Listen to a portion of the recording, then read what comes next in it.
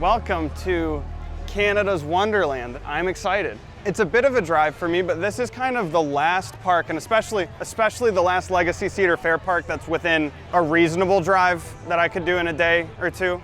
So many roller coasters here, so many flat rides I'm excited to get to. And from what I'm told, it's good to go to some of the lower capacity rides like Guardians first. So I think that's what we're gonna start out with today. So let's check it out.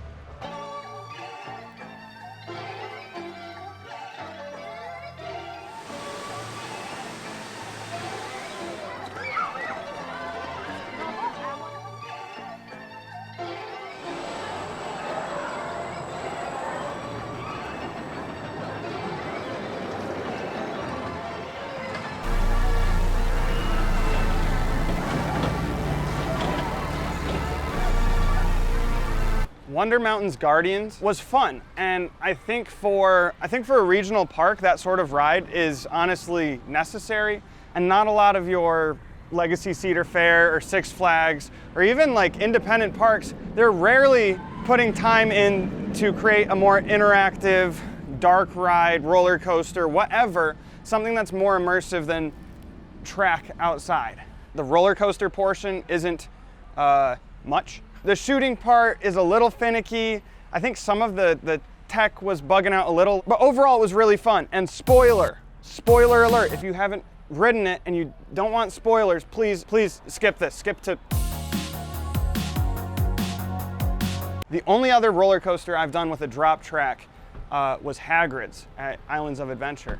And the drop track on Wonder Mountain's Guardians, it is head and shoulders above Hagrid's drop track. This is like a legitimate free fall moment. Whereas on Hagrid's, it feels like, you know, you're kind of being let down. It was awesome.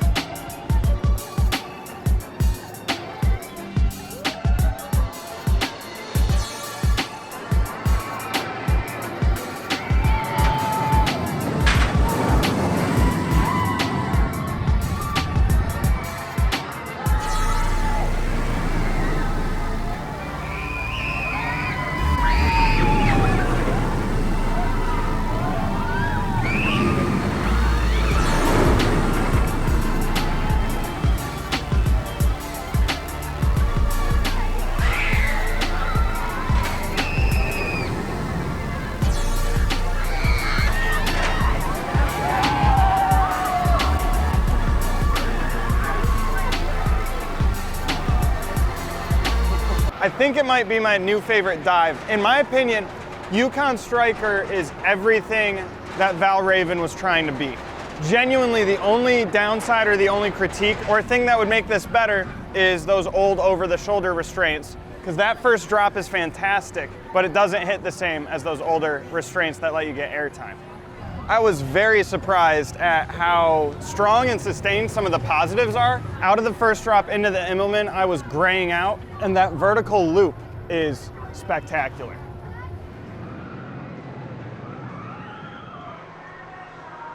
You're all gonna think I'm really weird, but I was actually really excited to ride Time Warp because this is notoriously like one of the worst roller coasters ever. This was Zamperla's attempt at a flying roller coaster. And here's what the trains look like. So instead of some nice comfy like B&M vest restraints that you get on B&M Flyers, they put you in a cage surrounded by plastic, and apparently the profiling and the transitions and everything are terrible. So it's like renowned for being bad. So I'm kind of bummed out it was closed. But one thing that was also incredibly bad, and I think it might be my new least favorite roller coaster ever, was Great Canadian Mindbuster.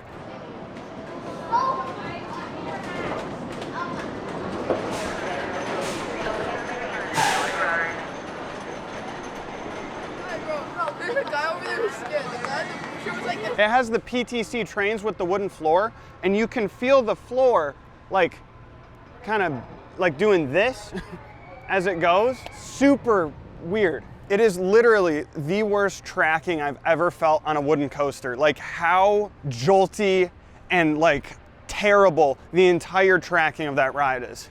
There was one part on the return trip, I think there's 2 or 3 small hills that looked like fresher wood, like maybe it has been retracked. So it went from incredibly painful and insanely boring to just insanely boring. But then as soon as those hills were done, it was straight back to just, my back hurts, my head hurt. I'm getting smarter because I like doing these notoriously bad rides, and I knew that would be the case today, so I threw some Advil in my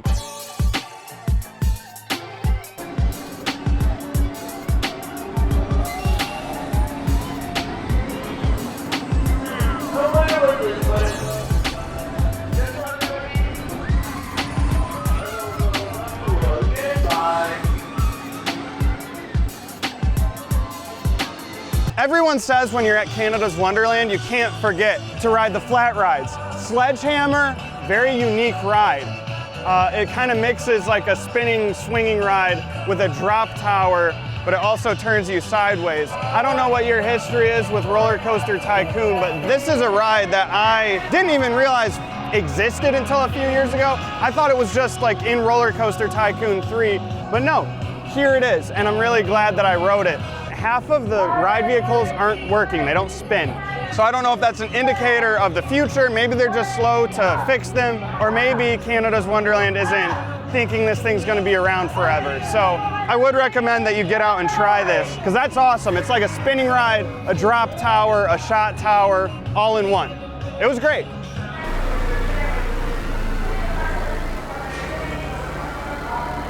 Well, can I have row 1 for 2?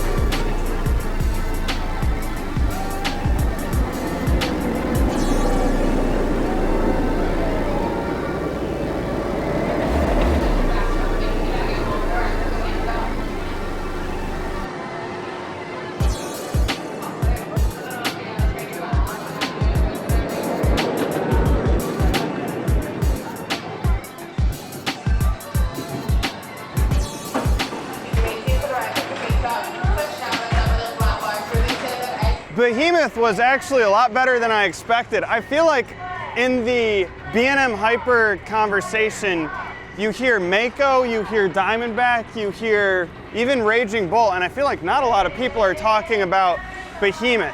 I would put that only below Diamondback, because Diamondback actually feels like it has sustained like really strong airtime, maybe even ejector. This still was just in the floater territory, but in the back row, really good airtime on getting pulled over every hill, even past the point where the trims hit on the way back. Very smooth, very enjoyable.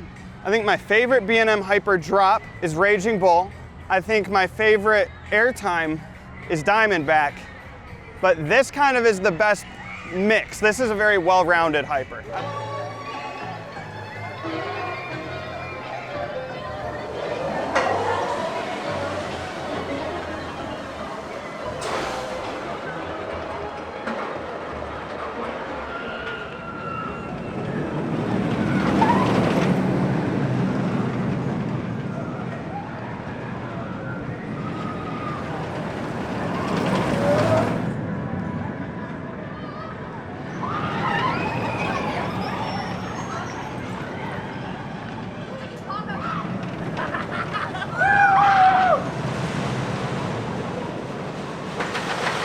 I am legitimately impressed at how bad Flight Deck is. This thing is broken. Remove it. It's terrible.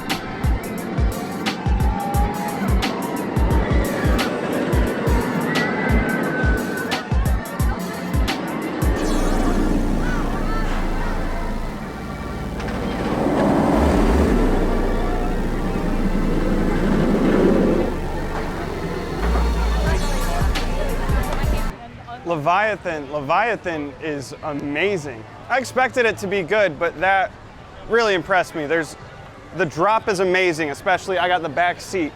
It kind of felt a little more like a Hyper, because I feel like most B&M Gigas focus a lot more on height and speed and turns, whereas Hypers usually are the ones that have a little more airtime, or at least that's the primary focus. But Leviathan has a couple more airtime moments than like Orion at Kings Island, so it does feel like feels like a more well-balanced Giga. I'd love to give it a second ride, maybe in the front row, but there's still a couple more coasters that I need to get on. And from up top on the lift, I did see that Time Warp is open, so unfortunately I think that's gonna be next.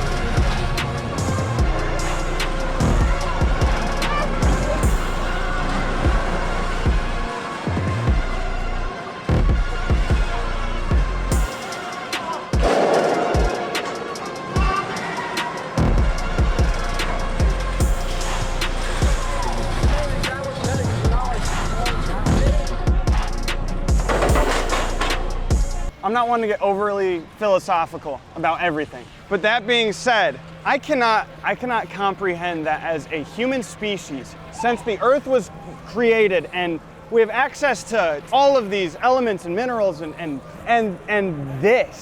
we landed here. Not like that all of humanity and the history of the world led to this, but how did we get here? In all seriousness, I'm shocked at the separation of quality of roller coasters here. There are some like phenomenal roller coasters here, but there are also what I would probably consider my 3 like least favorite roller. Some of these rides like Time Warp and Flight Deck are genuinely terrible. Most people would advocate for quality over quantity, but Canada's Wonderland sort of has both in a weird way. They have that top-notch quality, Leviathan, Behemoth, Yukon Striker, but then they also just have the most bottom of the barrel roller coasters I've ever been on. I'm having fun.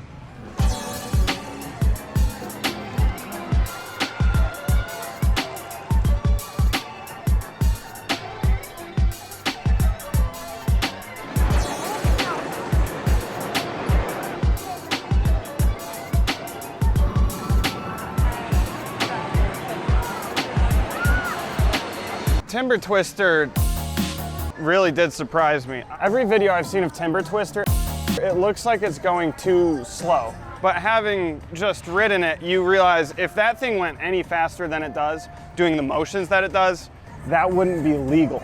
The middle 3 rotations, when you're actually really going around, you're moving. It's a big ride. I was unexpectedly surprised about that.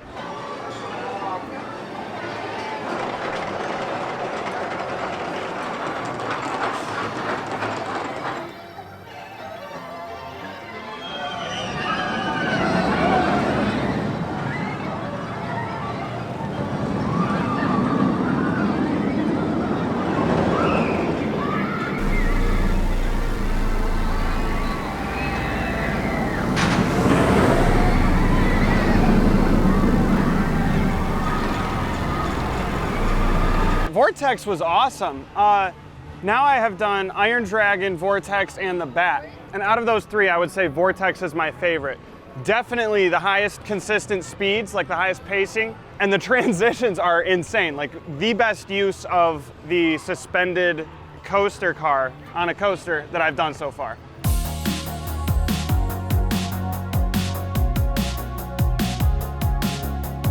That being said, the ride tracks smoothly, but some of those transitions are so quick that it almost, I don't know how to explain it, when you're going side to side, it like lurches forward and back for a second, and that, when I wasn't expecting it, was kind of uncomfortable. But overall, really, really, really fun.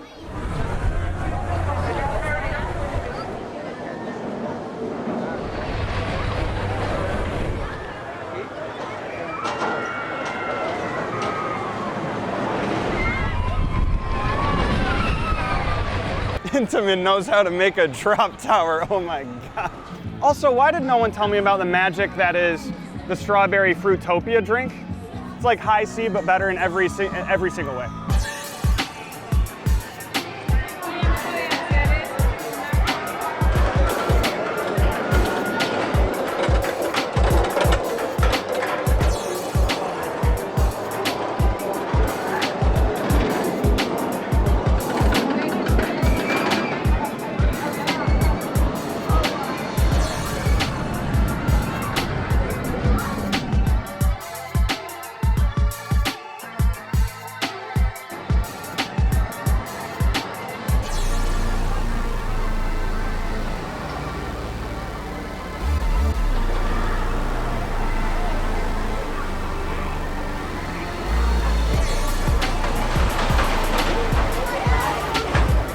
Dragonfire is an arrow looper, and it's fine.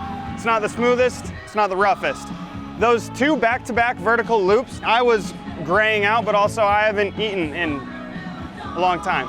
I think the funniest part about it is that as you go to the top of the lift hill, you're looking straight at Leviathan's brake run, which starts higher than Dragonfire ever goes. I'm super happy that I wound up here at Canada's Wonderland, because I was very much considering not coming to the park and waiting until next year for Alpine Fury. But again, since this is one of the parks that's within a reasonable drive, I figured I might as well just come back next year, and that works because I didn't get to experience absolutely everything that was here. But overall, fantastic day. This park is beautiful, especially for a Cedar Fair park. You can definitely tell that it had that Paramount standard at one point, like Kings Island, Kings Dominion. This park, there's a bit more attention to detail than you get in the other Cedar Fair, legacy Cedar Fair parks. It's beautiful. The ride collection is very interesting. The flat rides are out of this world, and there's a few legendary roller coasters here, but there's also some legendarily bad roller coasters here. So operations were surprisingly good for 80% of the rides. There were a few, the Dragonfire, the Arrow Looper, a couple other rides that were hit or miss, but for the most part, Leviathan, Behemoth, Yukon, they were absolutely pushing out trains. And the staff here is so friendly. Thank you so much for watching this video. If you liked it, consider liking it. And if you want to see more content from more parks, I don't have many.